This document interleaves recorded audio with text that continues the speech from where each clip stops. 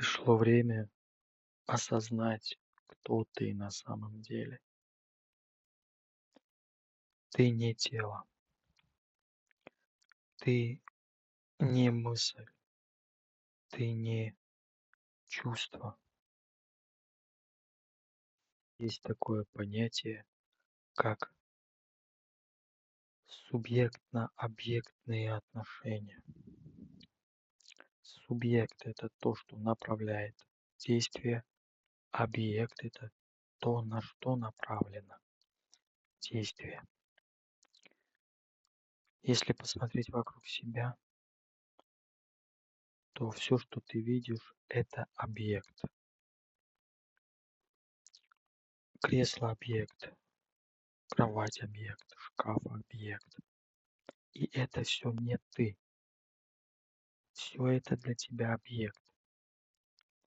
Точно так же ты видишь свое тело, оно тоже объект. Соответственно, это тоже не ты. Точно так же ты видишь мысль.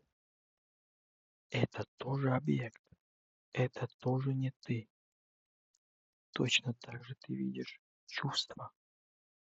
Они возникают, исчезают. Мысль возникает, исчезает.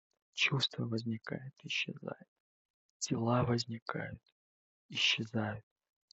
Это все объект. Ты не это. Ты есть дух. Но это тоже слово. Это слово — это указатель. Необходимо в прямом опыте проживать себя. Не знать себя, а проживать. Все те мысли, они формируют твою личность, твое «я». «Я» должно умереть. Чтобы оно умерло, выводи внимание из мыслей. И тогда